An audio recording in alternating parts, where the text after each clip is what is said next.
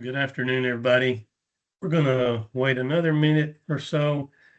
I think we had around 60 that registered to participate today, and looks like we're a little over 20. So, excuse me, give them another minute or so and we'll get started.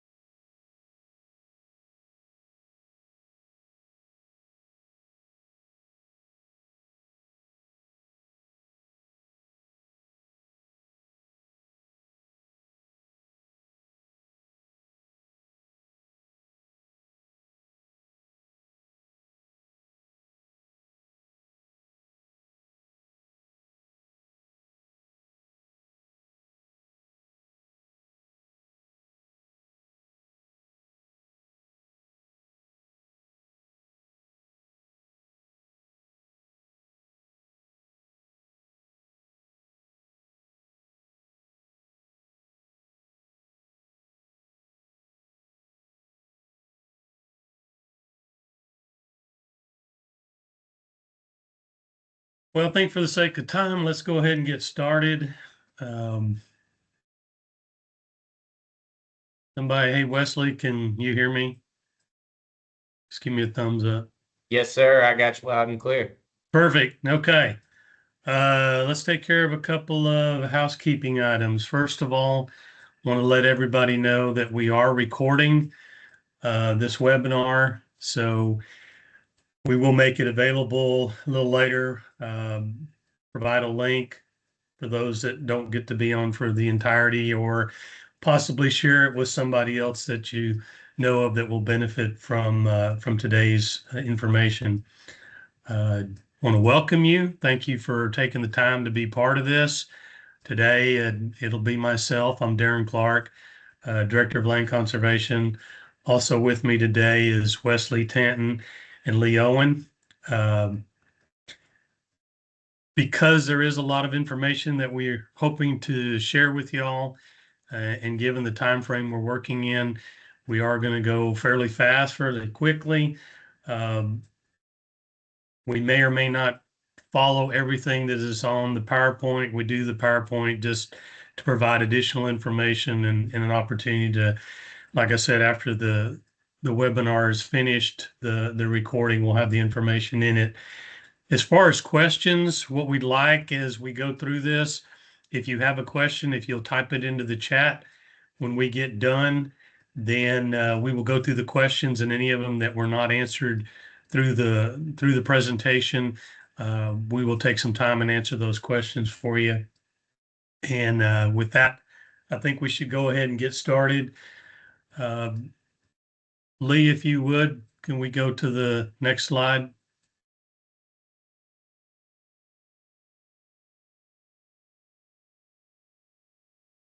Perfect.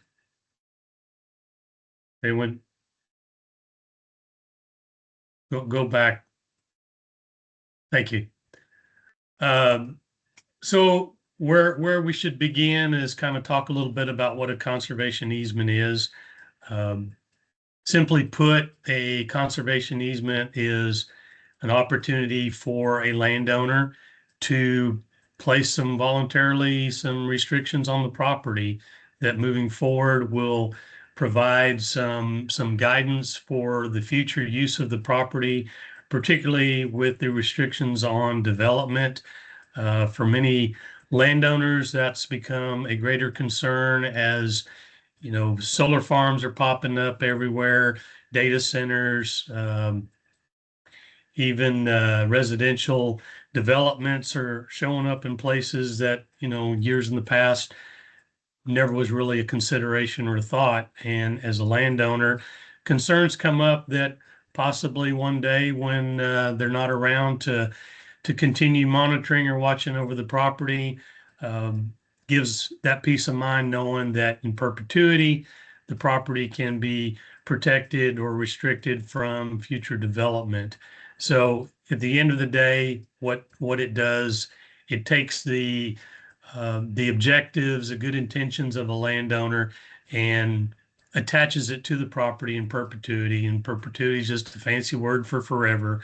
As we move through this, you will get a better understanding of how the process works and a little more on what the conservation easement actually can and cannot do for the landowner and for the property. Next slide. So for a conservation easement, we get questioned a lot. Well, what's the big difference between having a conservation easement and a landowner placing restrictions in the deed when the property transfers? And the biggest difference is the enforcement or the stewardship part of those restrictions. So with a conservation easement, it requires that there be a deed holder, a liable, responsible party that is going to enforce and steward the wishes of the landowner that encumbers the property with the conservation easement versus a restriction that's placed in a warranty deed. Oftentimes, as you move through time, those are not always supported or enforced and can get lost in, during the transfer of the ownership of the property. But with a conservation easement, there's now a legal responsible party to carry out that stewardship and enforcement. And to be a conservation easement deed holder, here are some examples there on the slide. Typically, for the most part, a nonprofit 501c3 is going to be the deed holder for a conservation easement. Then also, there are other sources or other candidates for that. Units of government is another common one. And then we get asked, well, how do we find a deed holder? And so there are several ways to do it, but one that we like to share, go to the next slide. There's actually a website, and it's part of the Land Trust Alliance, LTA, which is a national organization that the land trusts across the country can choose to be part of. It helps with accreditation, helps providing guidance and principles for conservation easements and how to manage them. But they also have this website, and you can go on the web and type in findalandtrust.org. This landing page will come up, and then depending on where you are or where you're looking for a deed holder, you can type in where the location is, the state, and I believe if you type in Texas, there's about 36 or 37 land trusts that currently operate in the state of Texas. And I tell landowners it's a good idea to talk to at least two, sometimes three land trusts, because there are similarities, but there are also differences.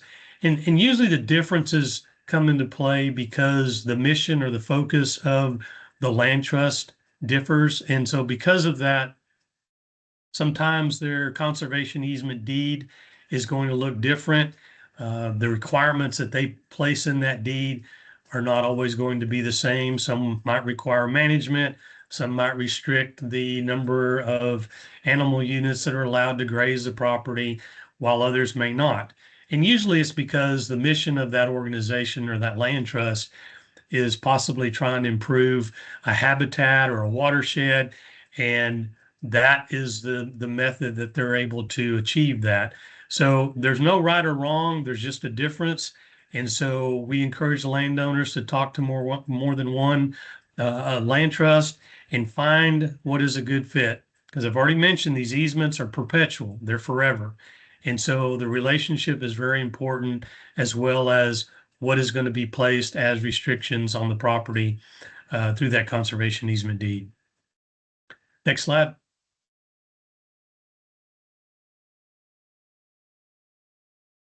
So let's talk a little bit about what is in that conservation easement. What does it actually do? Some of the components of that.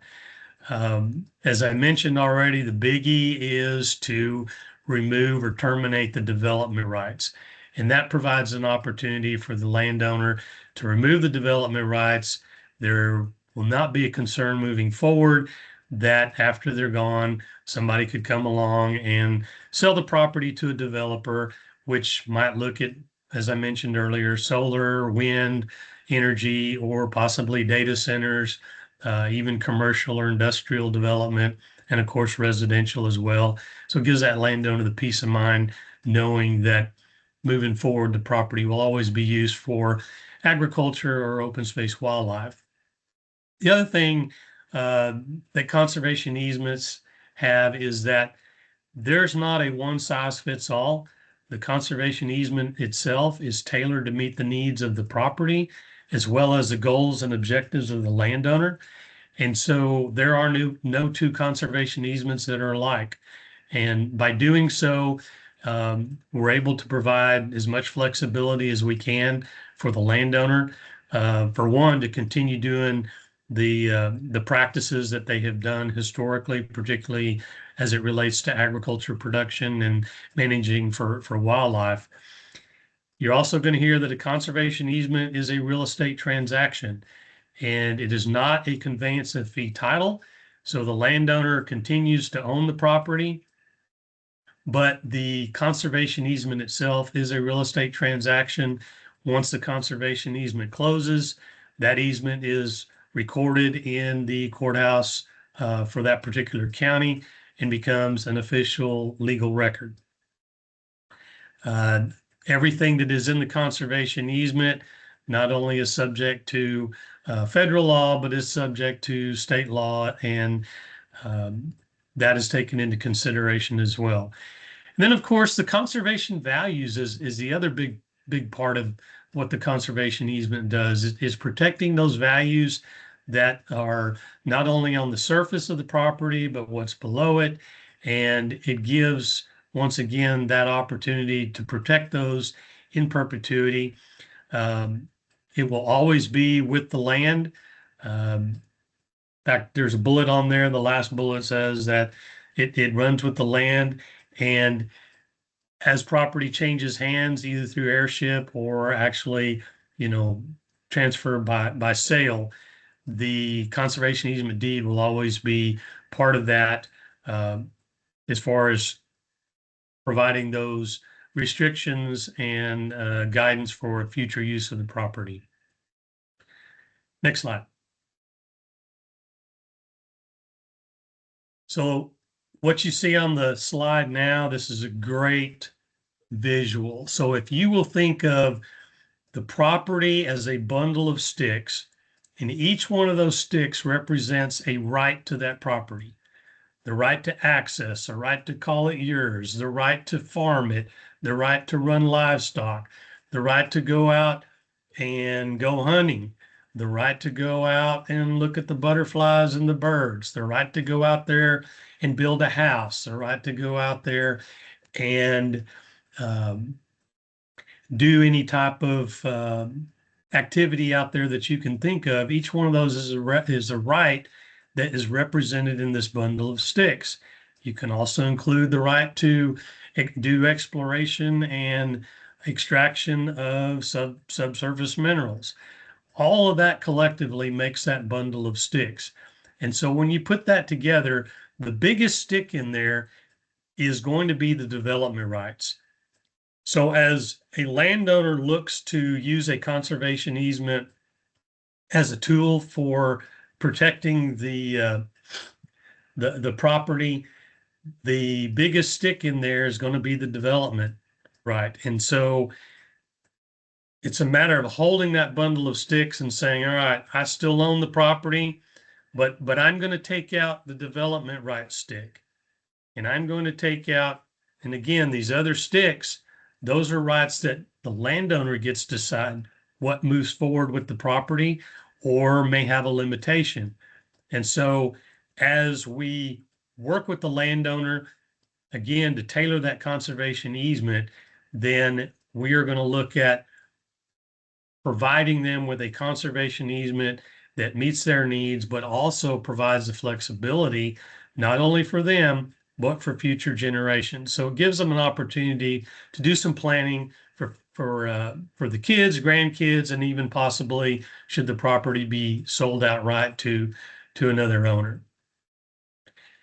Next slide. So when I look at it, there are all types of conservation practices that can be applied to a piece of property. For me, I've been doing conservation for close to 40 years now. And of all the opportunities, whether it's brush control or range seeding or cross fencing or livestock or wildlife water improvements, those are all great practices. But to me, the best tool in the conservation toolbox is going to be a conservation easement. Because as I mentioned, they are perpetual, they are forever. They are going to protect that property in perpetuity, and they are going to keep it in agriculture or wildlife. And I say that I like that one the best because although those others are great practices and they're definitely needed, oftentimes without good follow-up, without good management, after a period of time, 5 years, 10 years, maybe even 20 years, if that does not happen, then it oftentimes goes back to the condition it was in before. And so when I look at the tools that are available in that conservation toolbox, a conservation easement provides the biggest return on the investment and provides the greatest level of protection for that property. Next slide. All right, so let's talk a little bit about what the conservation easement actually is. And I think the easement term, the word easement, is a little, say, misleading, and maybe even say it's a little inaccurate. The conservation easement is more of an agreement, and it's agreement by the landowner voluntarily saying, this is what I want to do. This is how I want to protect my property. This is what I want to allow moving forward in the future to be able to happen to the property. The purpose for doing that, as I mentioned earlier, takes away the opportunity to develop the property. It protects those conservation values of the property. Oftentimes, when we work with the landowner on a piece of property, it's more than just any one particular benefit. Texas has been around a long time. Texas has a lot of history. And as we work with landowners, oftentimes there are some historical values to the property, whether it's an old structure or possibly a site of some historical event. But those are all values that we are able to protect with that conservation easement. As I mentioned, in Texas, there's about 36 or 37 land trusts that currently operate in the state. Our land trust, just like the name says, Texas Agricultural Land Trust, we were started by the Texas Farm Bureau, Texas Wildlife Association, and the Texas Southwest Cattle Raisers Association. And the idea being, at the time, there was not a land trust in Texas that was focused on agriculture. And so when this land trust began, we have been focused on agriculture. We work with the landowner to prepare or tailor their conservation easement that will not only allow, but also encourage them to continue with the production of agriculture, whether we're talking about running or grazing livestock or cultivating and in a farming capacity. And then, of course, open space wildlife is also a big concern, a big objective for the land trust to work with the landowner to protect those values as well. Next slide.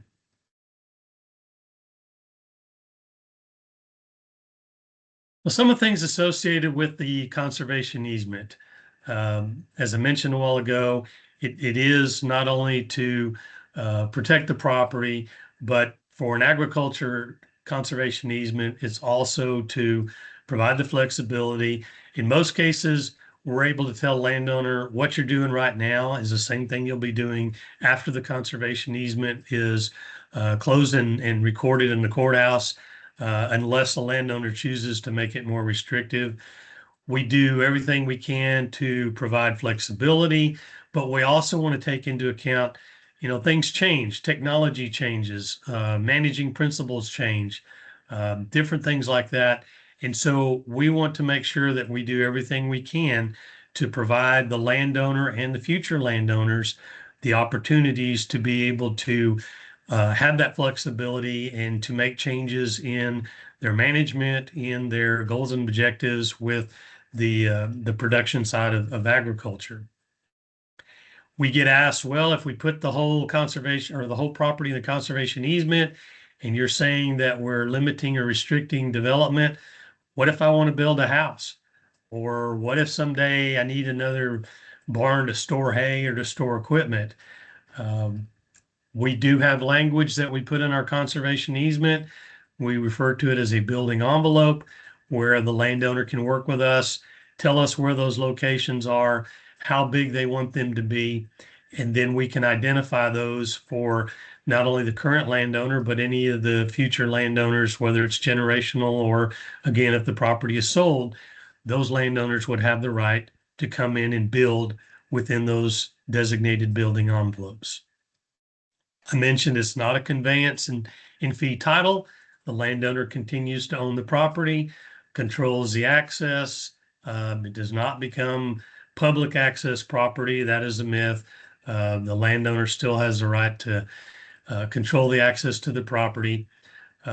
Furthermore, the property definitely is not public access, but also for this land trust, we do not dictate management. We do not tell a landowner, what their stocking rate should be or what their class of livestock.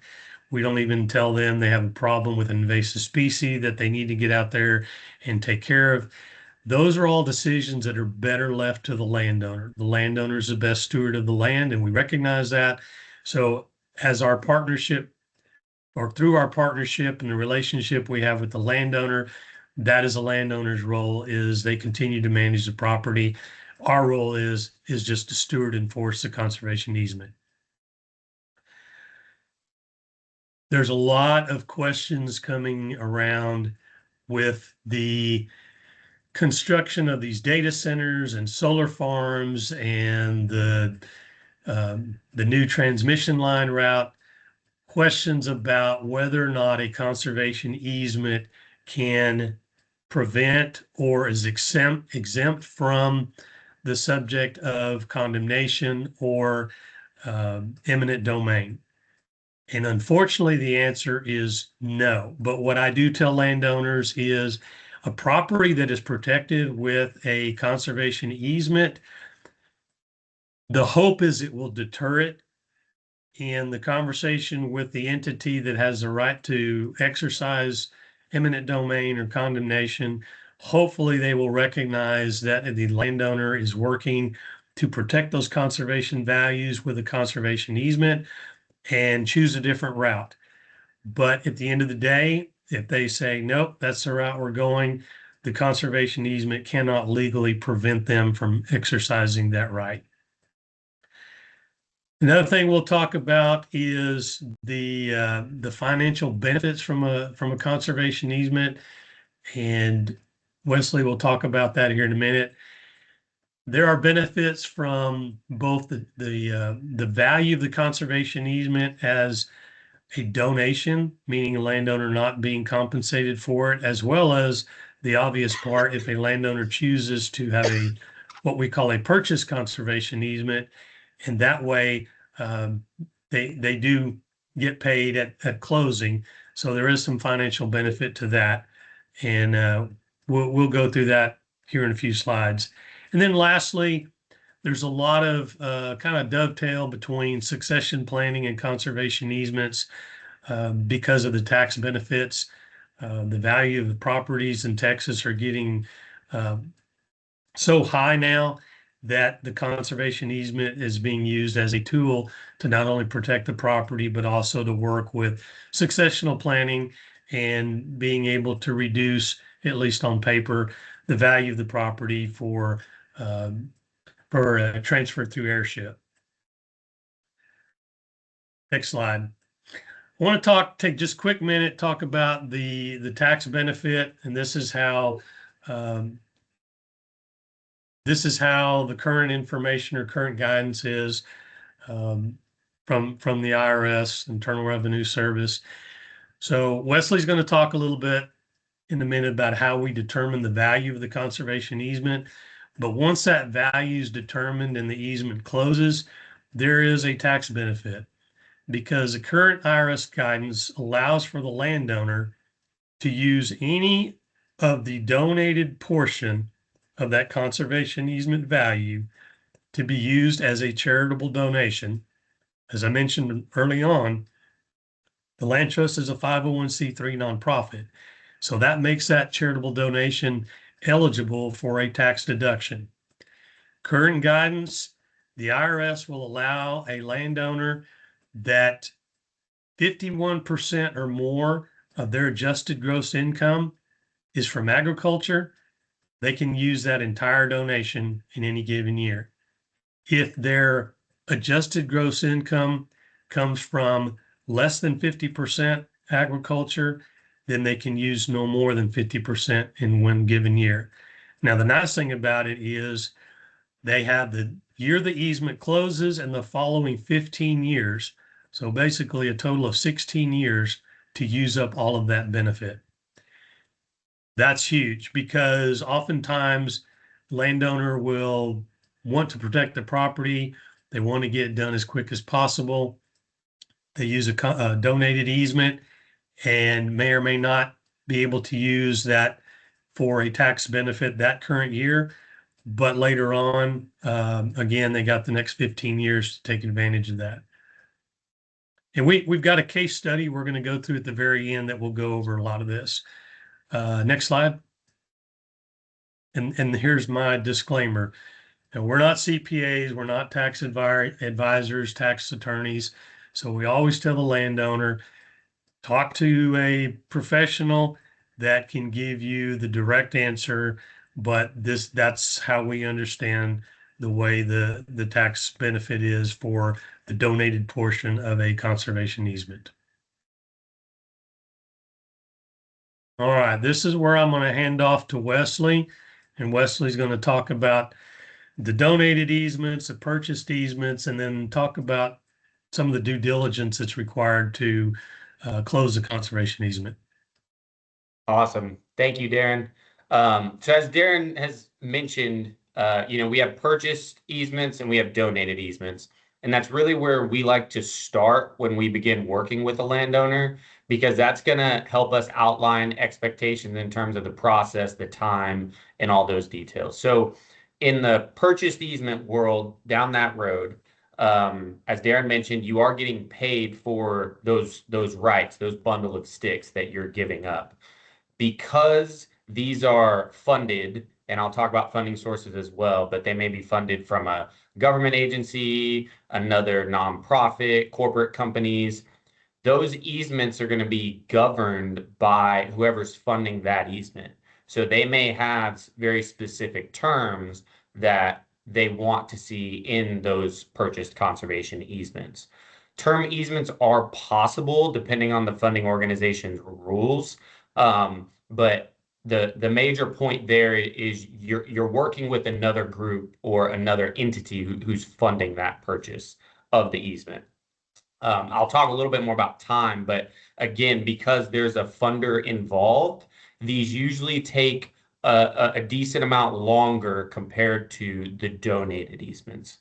So now if we go down that road, the donated easement route, as Darren mentioned, there are a number of tax benefits that you can get with a donated easement instead of getting paid. So because there's that tax benefit, all the donated easements are really governed by IRS rules and regulations. So the upside to donated easements is that since we're not working with a funder or we're not having to wait on any sort of funding, it's just the IRS tax benefit, we can complete and execute these easements a lot faster than we can purchase easements. The only thing is you're not getting paid. So that's kind of the two roads in the easement world, if you will. Next slide, please. As I mentioned, purchase easements, the main point with those is that they need, and they're going to address the funders' requirements and restrictions. I'll dive into funding sources here in a sec, but as an example, the USDA, when we work with them, they have a set of minimum deed terms that we incorporate into our deed terms to ensure that all their rules, regulations, and requirements are met in that final conservation easement. Next slide, please. So this is what we commonly refer to as due diligence items. The great thing about this list is that it's pretty much the same whether we're talking a purchased easement or a donated easement. So these items are going to be pretty uniform regardless of which road you go down. So first, starting with a mineral remoteness report, this is just going to give us an idea of what is the likelihood that there is an oil, gas formation underneath the property that could potentially be explored one day. That's just kind of, as the name suggests, a due diligence. That's good information to know at the start of the process. As Darren mentioned, it is a real estate transaction, so we do order title and get title insurance on every easement transaction, whether that's a purchased easement or a donated easement.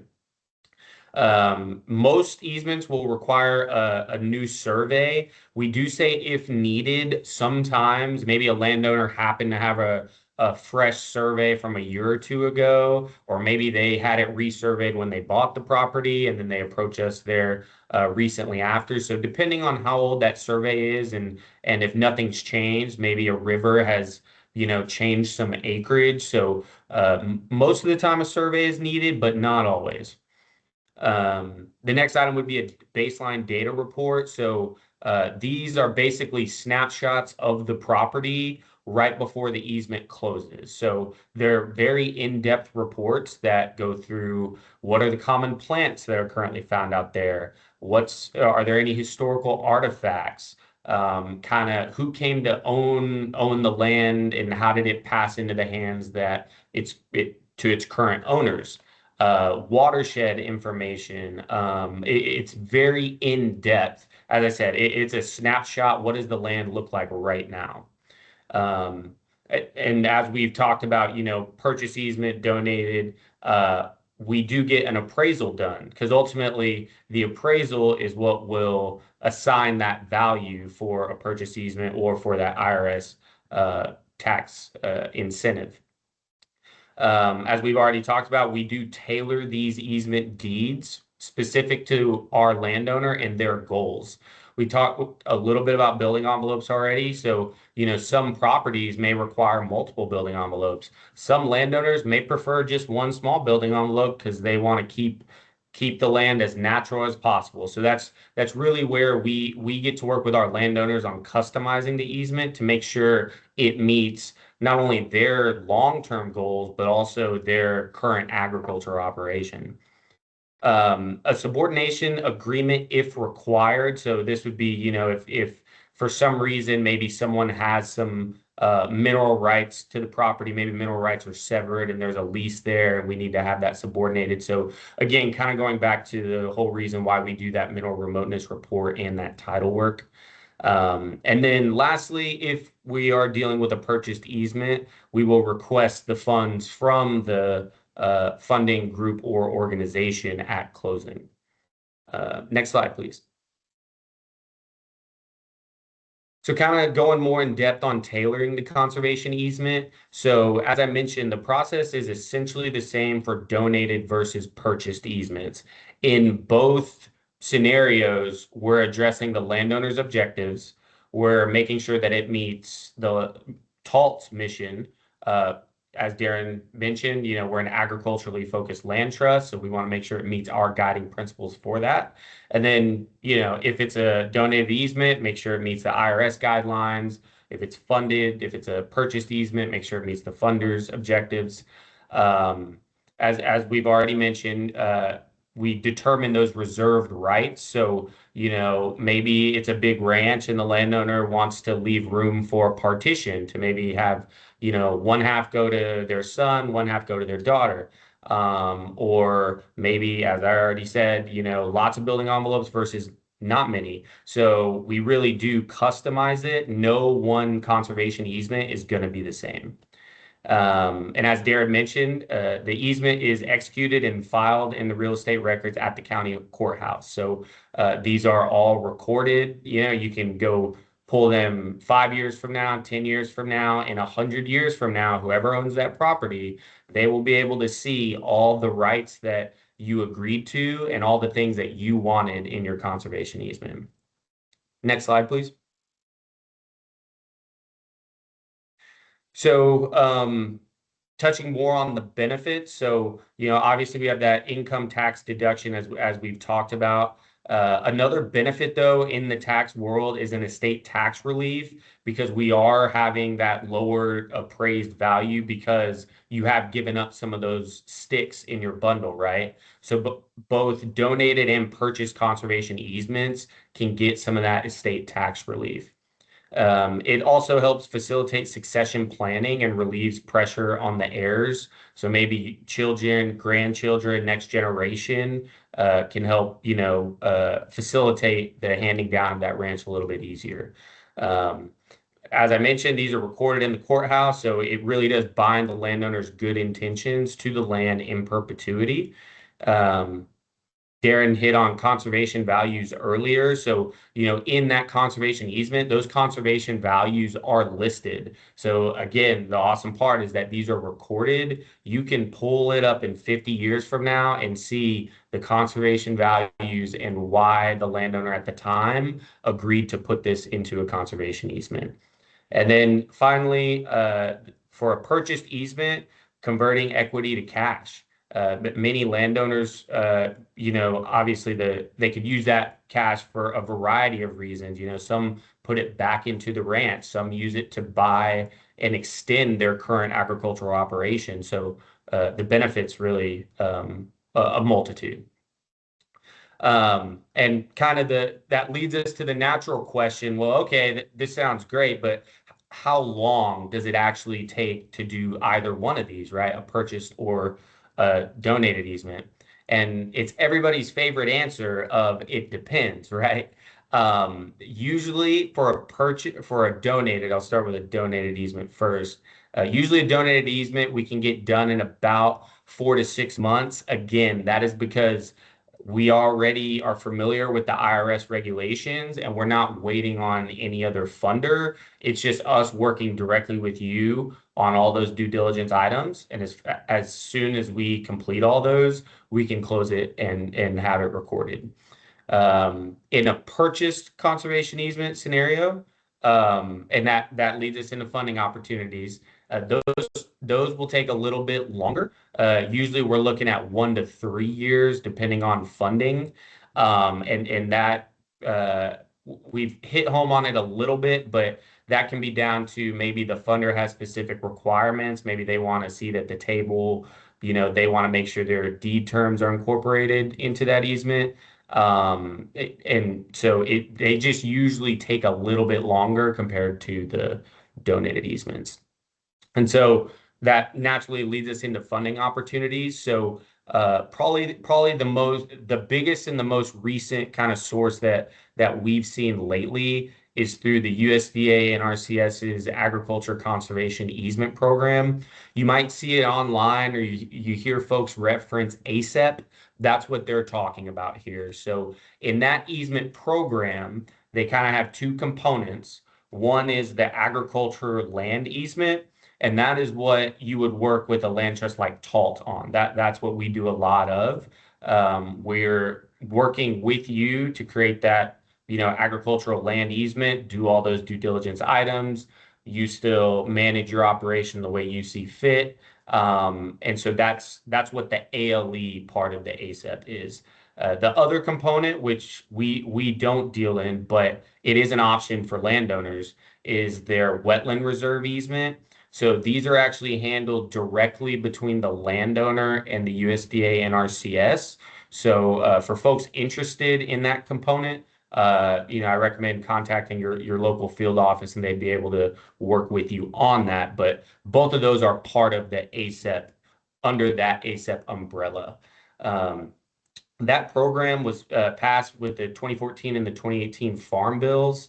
The nationwide funding for that program is about 450 million, and that sounds like a lot, and it is, but you also have to remember that, there's all the other states besides just Texas.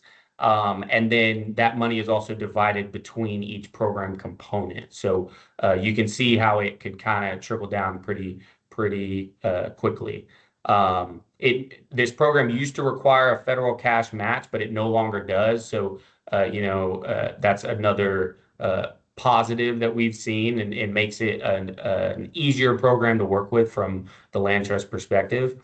As we've kind of touched on, certain funders may have certain requirements, and so the landowners in this program do need to meet an adjusted gross income eligibility to participate in that program.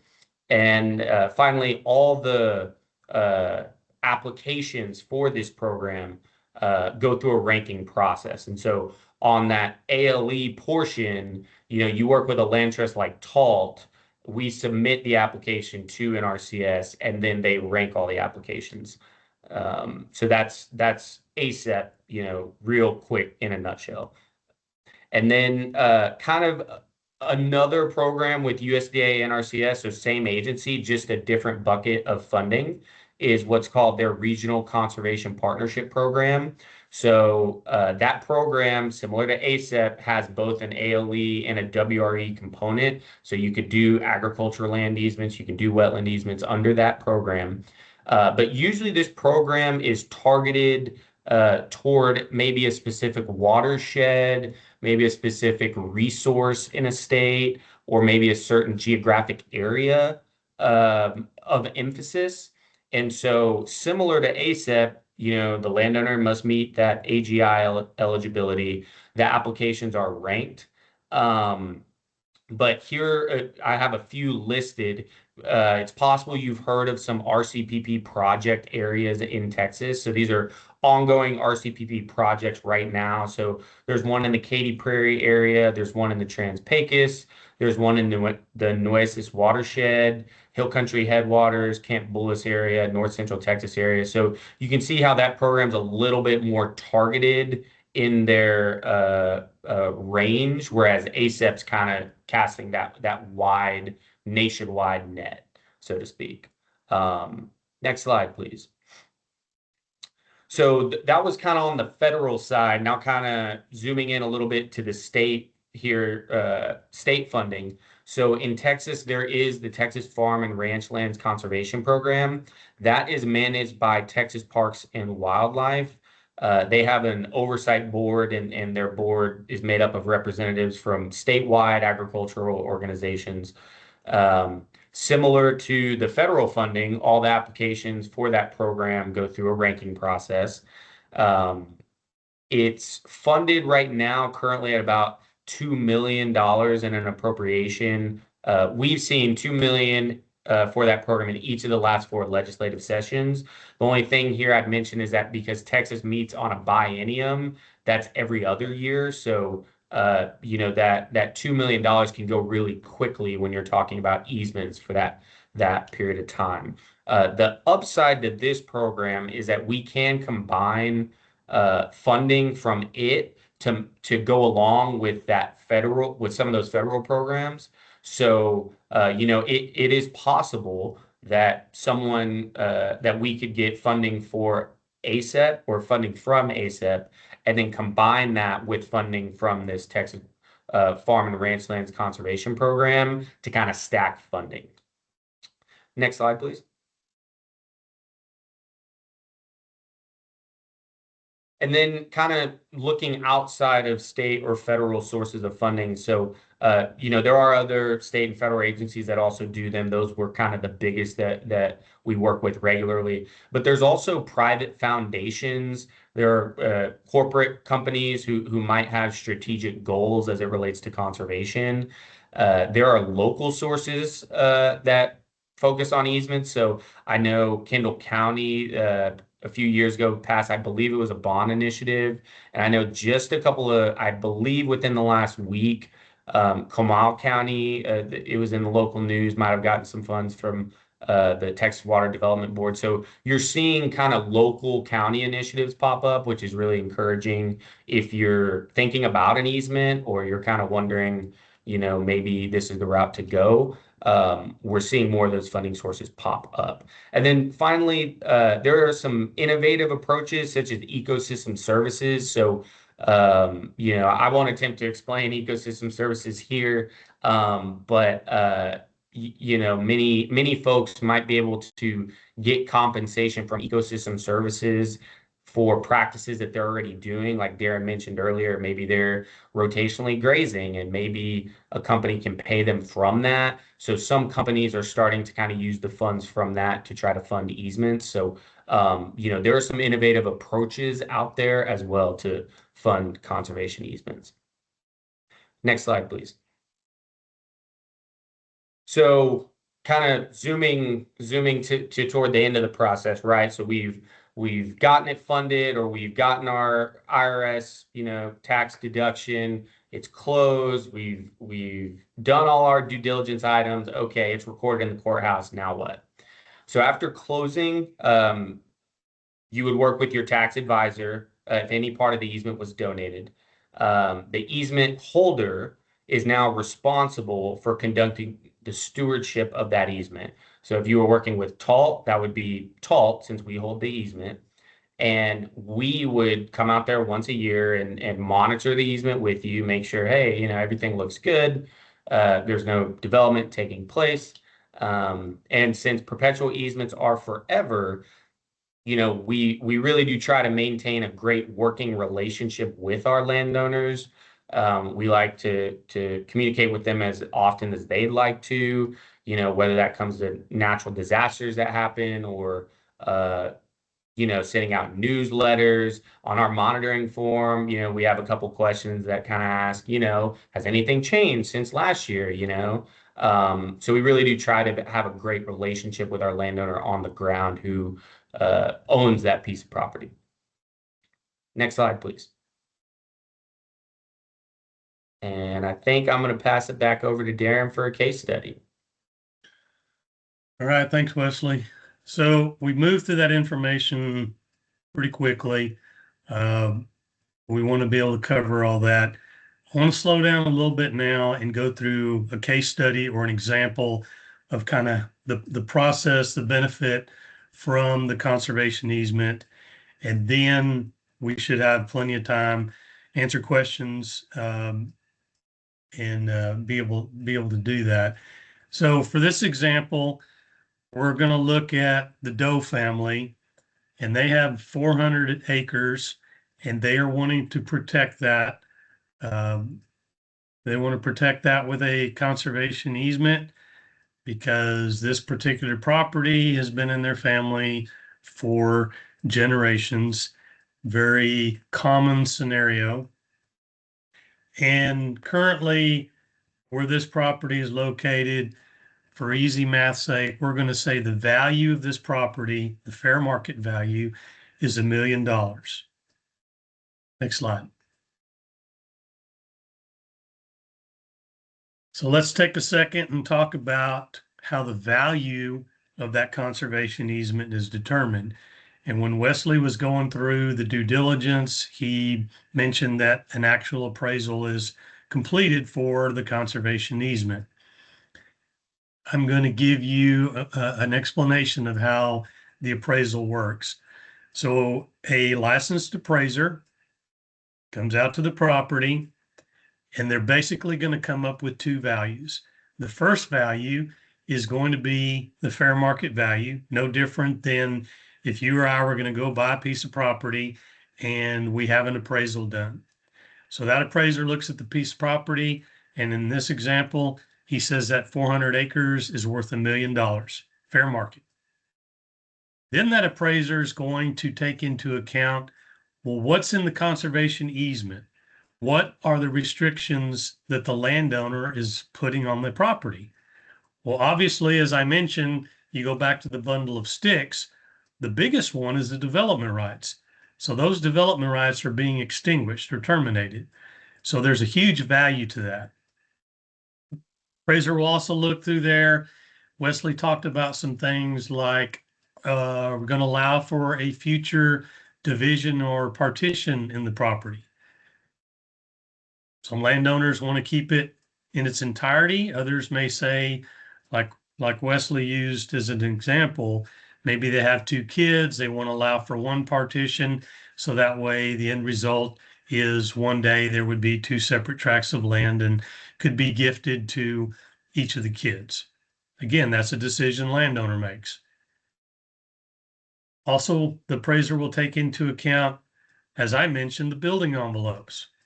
Is there going to be building envelopes that will allow for the future construction of a residence or some type of infrastructure for agriculture? So they look at that, and they look through that deed just to see what kind of restrictions are being placed on the property. They will also take into account, well, what is the threat of development? Is the property in proximity to other properties that are either experiencing fragmentation or possibly being developed? And development can take in residential development, could be solar farm, wind energy, data centers, even commercial or industrial.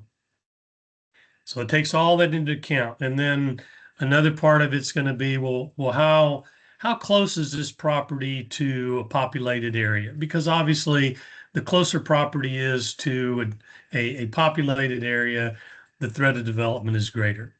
So the appraiser takes all that into account and says, all right, once this conservation easement closes and is recorded in the courthouse of record, the value of this property is going to diminish, in this example, from $1 million to $600,000. Meaning after that easement closes, at least on paper, the value of the property is dropped from $1 million to 600,000. The difference between those two numbers is the value of the conservation easement.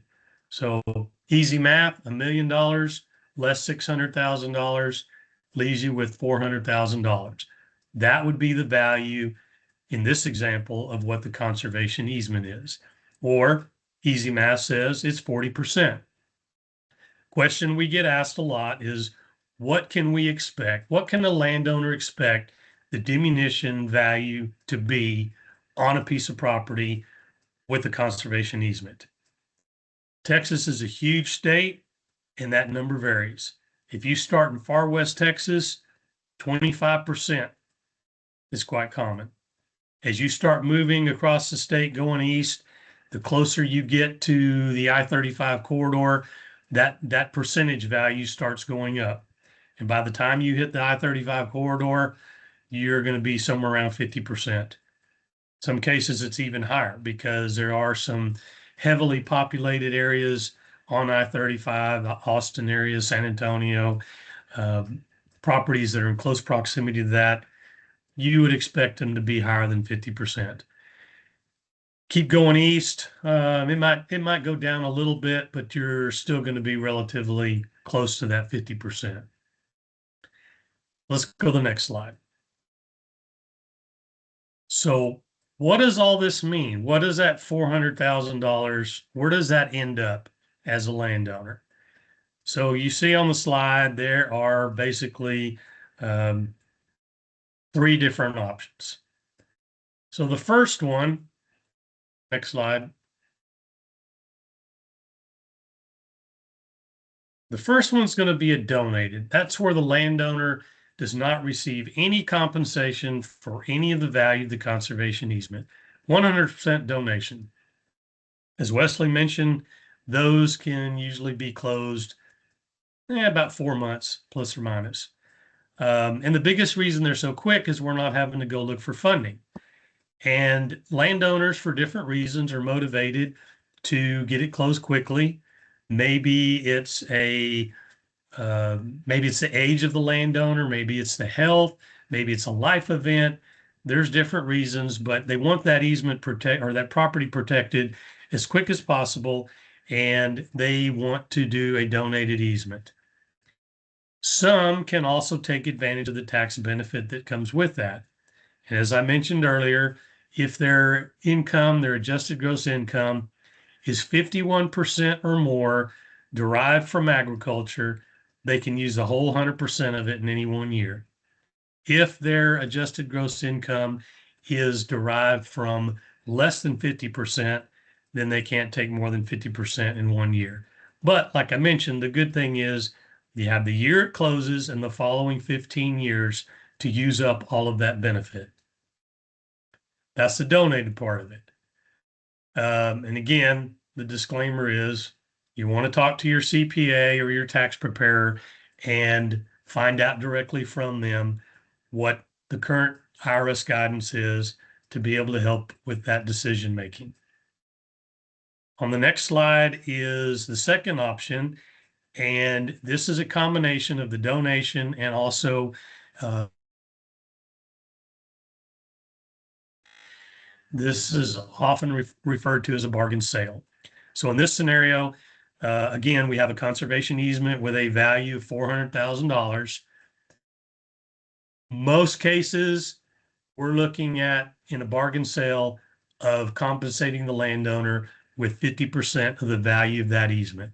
So easy math for this one, half of that $400,000 easement value would be $200,000 cash money for the landowner when the easement is closed.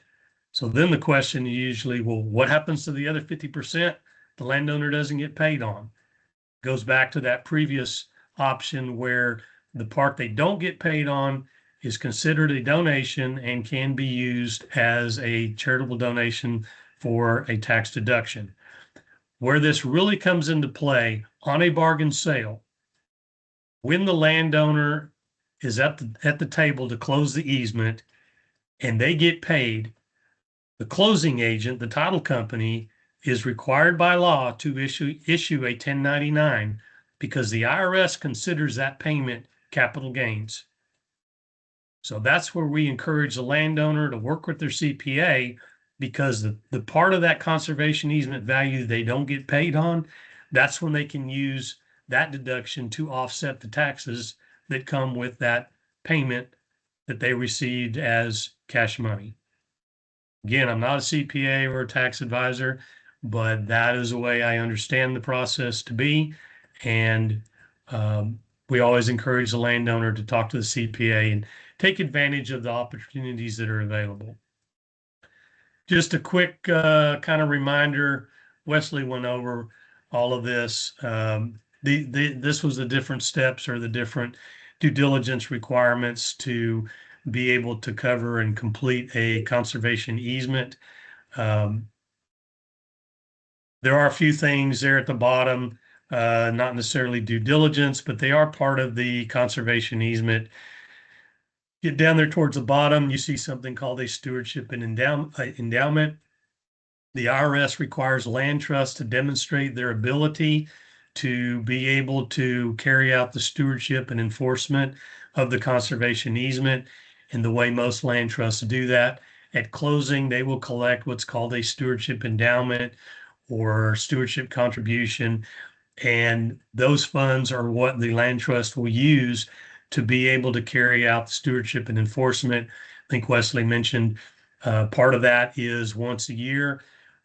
We coordinate with the landowner. We make a site visit, and all we're looking for is to make sure what was put in that conservation easement is being followed. We're not out there to look at management. We're not out there to look to see if it's being overgrazed or, cedar or mesquite become a problem. Again, that's not our role. That's best left to the landowner. The other part in there is a legal defense fund, because we all know in the land trust community that it's not if, it's when. Someday we will have to stand up with our landowner or on our landowner's behalf to defend that conservation easement, because at some point, somewhere, somebody is going to challenge it and say, I don't want that conservation easement anymore. I didn't get any benefit from it. Maybe it's a second or third generation. They may say, oh, well, grandpa and grandma did that. I didn't get any benefit from it. I want to be able to sell off a part of it, and I can't do that with the easement on it. So I'm going to take you to court. And so that's where that legal defense fund comes in. That, in a nutshell, is how that works. Next slide, please.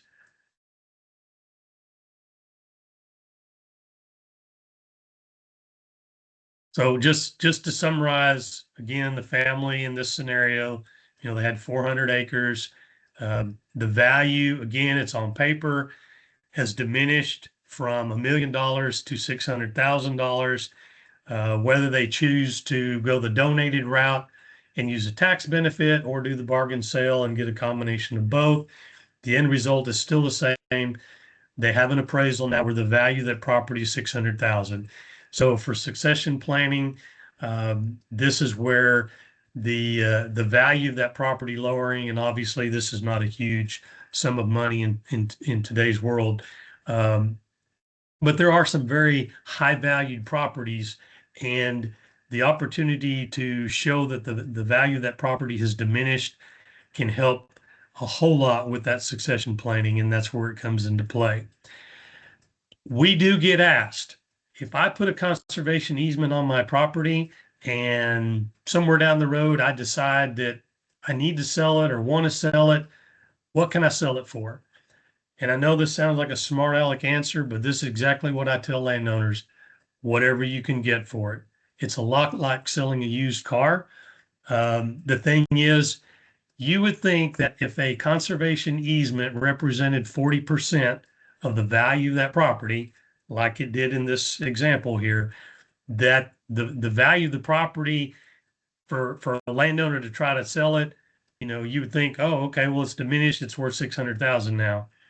And I can't tell you how many times we have talked to landowners that had property with a conservation easement on it that later on, for whatever reason, had to sell the property or decided to sell the property, and they got money that was close to, and sometimes even more than what the fair market value was.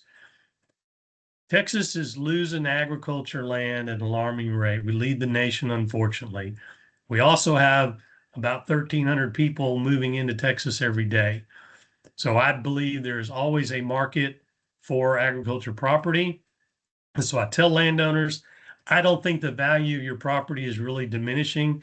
What you're doing is you're shrinking your buyer pool, because with that conservation easement on it, your buyer pool is shrunk because developers are no longer interested in the property because they can't develop it, which is the whole purpose of the conservation easement.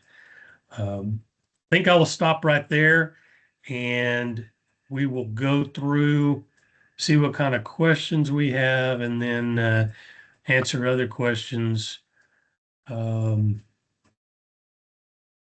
a question of, is there a minimum amount of acreage that we work with? Again, every land trust is different. For our land trust, our board kind of targets 140 acres as a minimum size for our staff to work on. And just to give you a quick background, because 140 acres is, kind of an odd number. Some research that Texas A&M University's Natural Resources Institute did a few years back, they determined that 140 acres was a minimum for a sustainable agricultural enterprise in the state of Texas. That's where that 140 acre threshold has come into play. For other land trusts, their approach is different.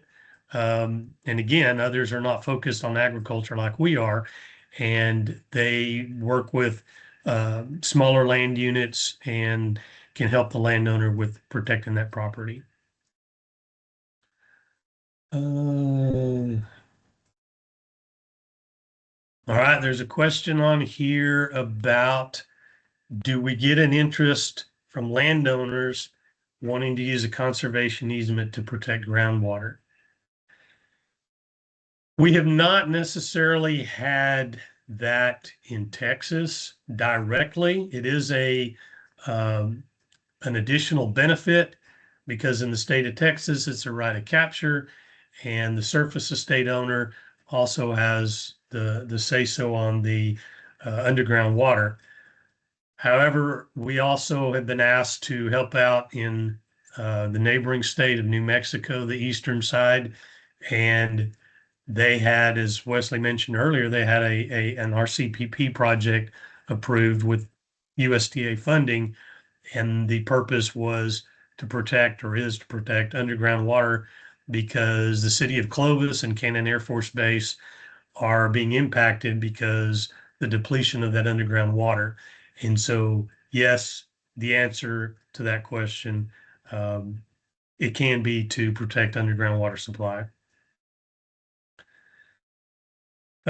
Question. Here's one, Wesley, you can answer. What do you require of mineral owners?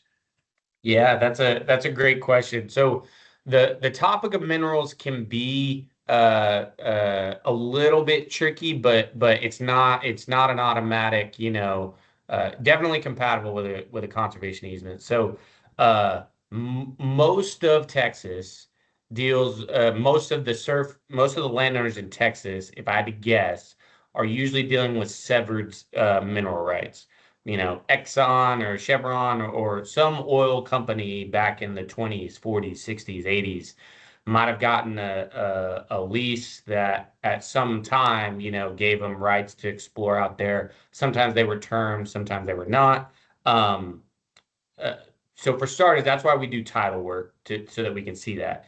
But also, if you own 100% of the mineral rights, let's say you're not dealing with a severed case, um, and we order that mineral remoteness report, and then it shows that, hey, there's nothing out there, then the deed will usually restrict any further exploration of minerals out there.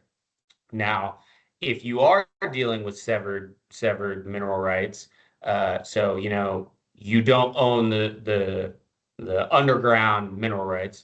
Um, Again, why we do that mineral remoteness report. So let's say we do that mineral remoteness report and it shows again, there's nothing down there. There's nothing to explore. It wouldn't be worthwhile for an oil company to explore down there. Usually that mineral remoteness report showing that is enough to show a funder that, hey, we don't have to worry about someone exercising mineral rights from the 20s, 40s, 60s, 80s, whenever they had them. Um, Now, if we order that mineral remoteness report and it does show that there's a big shale formation of oil or natural gas, Darren, I don't know how many times that's happened to you since I've been working in easements. I have not seen that happen yet, where they had a big, likelihood. It could happen, and I'm sure it does happen, but usually that's more of a rarity, and I'd say we'd probably get down into the specifics of that mineral remoteness report. How likely is it that one, there's something down there, but also two, that someone has those rights that they are not willing to subordinate to the easement? So that's a very long-winded answer and kind of another it depends, so to speak. But Darren, did I leave anything out on that one? No, and I think also with the way technology has evolved, um, with a lot of horizontal drilling, some of our properties, even though they have the opportunity for extraction of oil and gas, particularly, they're able to do it in a manner that doesn't impact the surface, and that's really what it's all about, is minimizing that footprint or that disturbance to the surface. And if they can do horizontal drilling from the neighboring property or designate a particular area, oftentimes we're able to address it that way.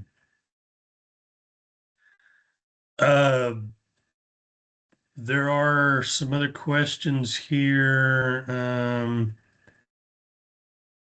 Management, I think I've talked about that a couple of times. Another question about who's responsible for maintaining fences and roads and that kind of stuff. And all of that is left to the landowner. We try to stay out of the landowner's business and let them manage a ranch, let them manage a farm. So if that needs to maintain or replace fences and roads, leads me to a question I get asked. What if the landowner wants to apply conservation practices to the land, such as maybe brush control or range seeding, or install some water sources for livestock or wildlife, can they do it? And the answer is yes. Anything that is conservation minded, then our land trust is all about it, because what you're doing is you're improving the conservation values for that easement, for that property. And so by doing that, the landowner has a right to continue to apply those practices. In fact, I've gone to the point where now I will tell landowners, if you want to be sure, if you go to USDA Natural Resources Conservation Service website, their field office technical guide is on the internet, and I believe there's like 430 something practices. And if you can find that practice in there, then by all means, and then the landowner can continue to do that. What happens if the land trust? Oh, here's a good question. What happens if the land trust that holds the conservation easement dissolves? So by law, if the deed holder ever ceases to exist, they have to transfer that conservation easement to another eligible legal recipient, another land trust. That's how that works. And for us, one of the things I didn't mention, our land trust actually has a separate foundation. So that stewardship contribution, stewardship donation that we were talking about earlier, that actually goes to the foundation. And it's done that way for several reasons. One, it is now in a separate entity in a restricted account. It cannot be touched by the operating side of our land trust. So if we were ever short of funds in an operating expense, we cannot go borrow money from the stewardship fund to pay the bills. Secondly, which is another huge benefit, which ties into this question, if our land trust was ever to close the doors and we had to transfer all of our conservation easements, because those funds are in that foundation, we would be able to provide those stewardship funds to the recipient land trust that's going to take on these conservation easements and provide them with the resources to continue to do the stewardship and enforcement. That way, they're not burdened with all of a sudden they've got a bunch of extra conservation easements to steward and not have the resources to do it. To the best of my knowledge, we're the only land trust in Texas that has the separate foundation. Very unique. What financial standards? So there's a question that asks about our financial standards, our governance, and as I mentioned early on when I was talking about the uh, about locating a land trust, I mentioned the Land Trust Alliance (LTA). LTA is an accrediting organization that's kind of the umbrella nationwide that most land trusts are a member of. And by following the governance principles, the financial, all of that, then it allows the land trust to be accredited. And every 5 years it renews or it's up for reaccreditation. And we are an accredited land trust. But those are the principles that we follow. Our student typically calculated. Okay, so the last part of that question was how do we determine what that stewardship contribution amount is going to be? We currently use a matrix where we plug in the values and it will generate an index score, a risk score, and we plug that into an endowment sheet and it takes in a number of factors, but it will generate what that stewardship donation will be. And in most cases, it's probably on average somewhere around 30,000. And it's a one-time stewardship donation. But again, perpetuity is a very long time. And to be able to make sure that the land trust has the resources to carry out that stewardship and enforcement, that is what that stewardship contribution is used for. There's a question, with climate change altering ecosystems, how can a conservation easement remain flexible while still providing permanent protection? In our conservation easement, we have language in there that We do our best to not to tie the hands of the landowner. We want to give them as much flexibility as we can. And in doing so, we acknowledge that over time things change. And the weather could very well be one of those. But as things change and landowners need to change their management, maybe change their, maybe a point where they make significant changes in their operation. We do have language in the conservation easement that allows for that. The exception being, as Wesley mentioned, if there is a funder involved, the funder may have requirements that need to be met. And so obviously those would have to be taken into account and make sure that we don't do anything that would jeopardize the funding. And then also, of course, if the landowner intends to use any part of the donation for tax purposes, we need to make sure that we don't do anything that would jeopardize that. Wesley, here's a question for you. There's a new trend I've seen in families wanting to have family compounds for multiple generations. Is that something Talt works with? Yeah, so that question kind of takes me to the building envelopes that Darren and I mentioned. So a couple of things when it comes to building envelopes. So again, going back to funders. So usually if it's funded like the USDA and NRCS, they have very specific requirements for total impervious surface cover of the easement. And for them, it's 2%. So, if you're dealing with a 400-acre easement versus a 1,000-acre easement, your 2% is going to differ. Usually, though, we found that most families have plenty of impervious surface cover, but that is something to keep in mind when you're thinking about, multiple generations. Hey, my son might want to build a house here, and they've got children, and so on and so forth. So it will depend. I would agree that is something that we do work with, but it all depends on kind of that funder's limit. Um, and so I would say that's compatible with a conservation easement. Now, caveat, it wouldn't be like a grand mansion, so to speak, right? There will be limits in the deed, again, for impervious surface cover and then square footage. But all those specifics are spelled out in the deed. And something I would add to that, we've talked about using building envelopes, and with a building envelope, the acres that are within that building envelope are still part of the conservation easement. They just have the additional right to construct.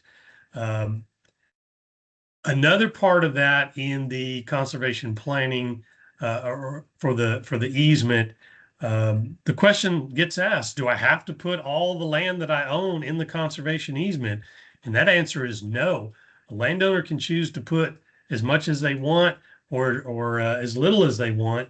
And by doing so, if they decide they want to, we refer to them as excluded acres, they may leave, like for this question, they may leave some area out, 10, 15, 20 acres.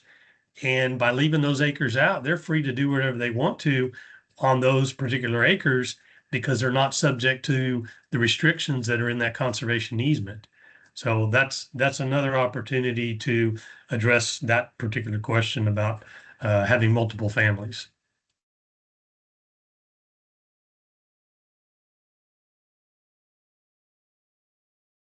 We still have a little time if anybody's got other questions.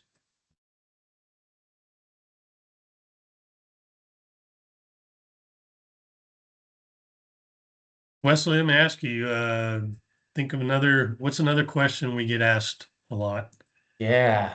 Yeah. What are some common ones? We covered how long they usually take. Building envelopes is one. Um, we ran through the case study. That's a question I get quite often. Um, man, I don't want to say we covered everything, but we might have covered it all. And we went through it rather quickly, hmm given the time frame we had to work in. Is there anything that somebody would like us to go back and go over in a little more detail? Oh, we got one more, Darren. Cost to have top perform the easement.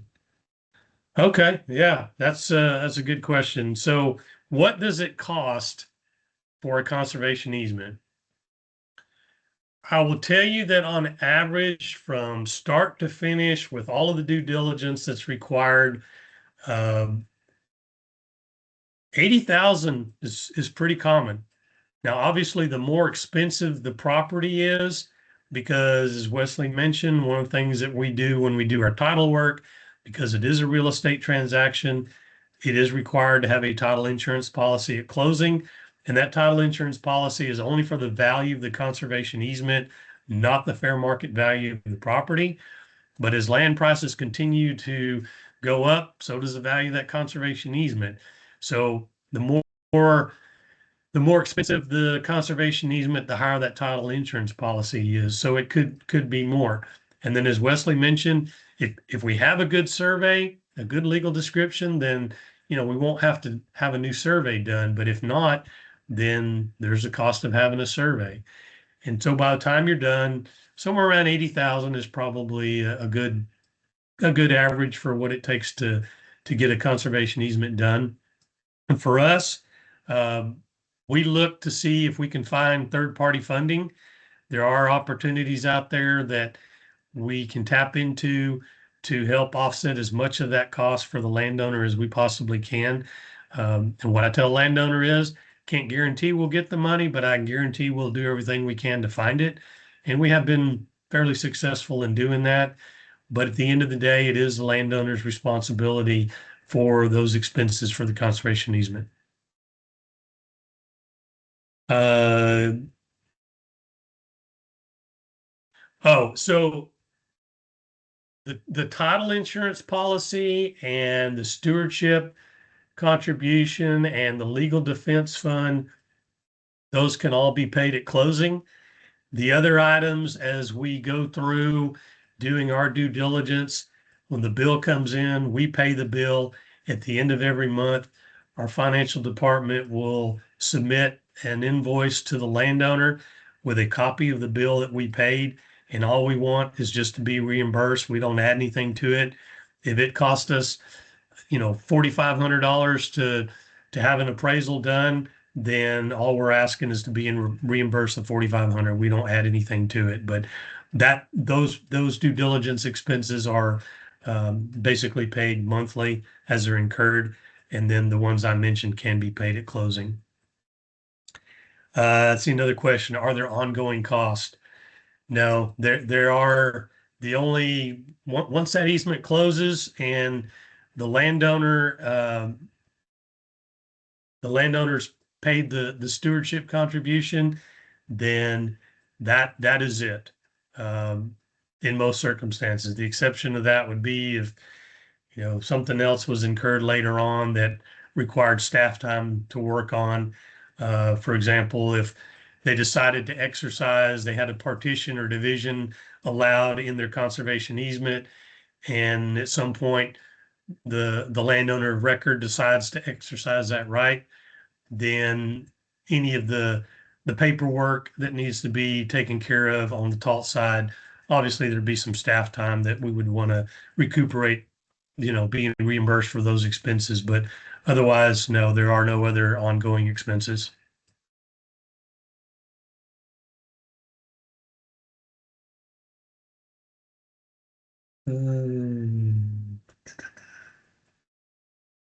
Other questions?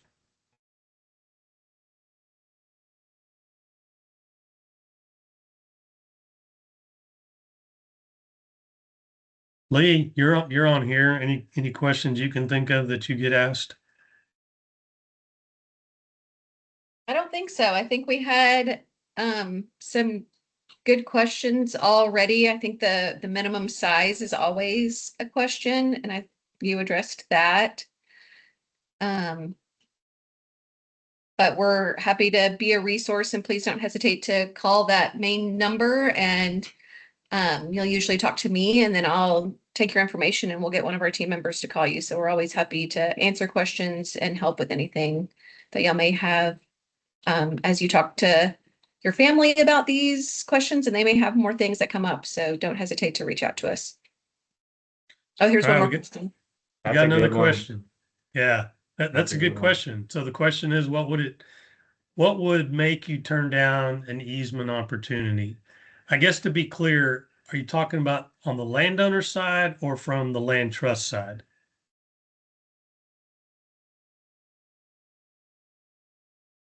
Can you guys hear me? Mhm. Yes. Yep. Yeah. Really just like if a landowner came to you guys and wanted to sign up for that option, and what would kind of turn you guys away from that? Something on the land, or um just really So anything? I'll give you my answer and then Wesley can chime in too. So I think the first thing is, as Lee mentioned, we get calls from landowners and we engage in that conversation and they might say, yeah, I got 42 acres. Well, yes, we agree it merits protection, but unfortunately, our land trust can't work on one that's that small. And so what we do is we have good relationships with the other land trusts, and we'll give them contact information for two or three that we think might be a good fit. And likewise, the other land trusts will refer some landowners to us as well.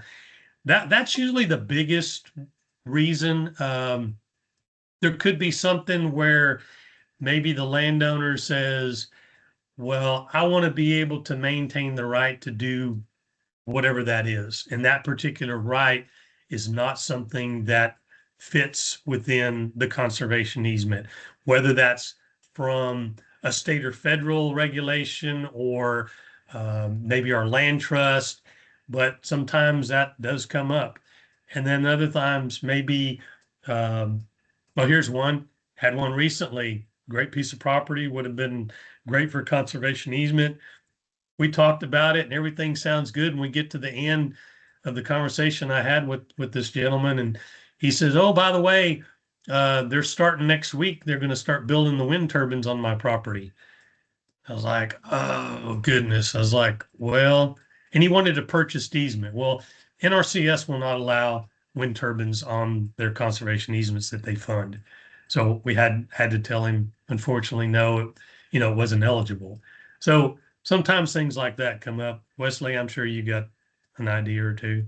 Yeah, honestly, my first thought went to the referring to other land trusts. And like Darren mentioned, a common one is, hey, maybe we can't work on it, but we might send you to a land trust who can. But the only other example I can think of is maybe if a landowner has a very, very specific interest or goal for their property. As Darren mentioned, there's 30 some odd in Texas. There's many across the nation.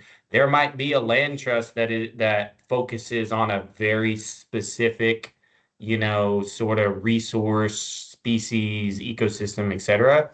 That it might be a better fit for, but the only other thing, and this is I'm almost even hesitant to say it because it's so dramatic, but it would be like if there was serious, sort of environmental issues on the property, like thinking like any spill areas that haven't been cleaned up or mitigated or anything like that that might, make it an issue for a funder, because they're going to want to know that information as well. Good point. Sweet, thank you. Do you guys Yeah. ever work with like national parks, or maybe one of your easements butt up to a national park or something, and or how would that kind of lay out with state and government officials? Or Everybody loves those opportunities because what you're doing is you're expanding on the conservation values of a protected area, whether it's a state park, national park, wildlife area, management area, even another conservation easement. Every funder, every conservation agency, probably every land trust, we all love that idea because, again, we get to expand on what's already being protected.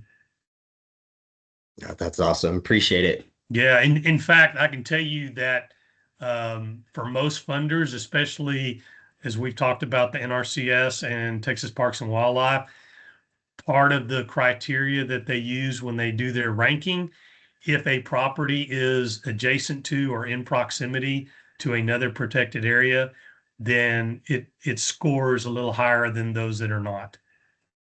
That's awesome.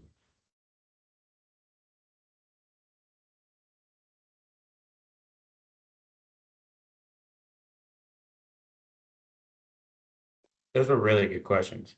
Yeah. Thank you. Great answers.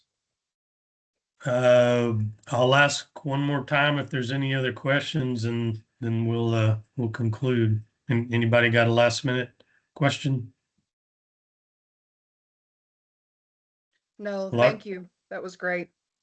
Well, thank y'all for participating. Appreciate you being on with us today. Our contact information is there, the number of the office. You'll get to talk to Lee when you call the number, and then she can connect you with one of us on my team. If you think of any questions, by all means, don't hesitate. That's what we're here for. So please feel free to reach out to us. Thank you, Oh. everyone. Oh, go ahead. And Lee, I guess at some point we'll have the link to the recording available, correct? Yes, sir. We will send the actual presentation and the recording to everyone that's registered as well. Perfect. All right. Thank you, everyone. Thank you all. Thank you. All Thank right. you. Thanks. Bye-bye. Thank you.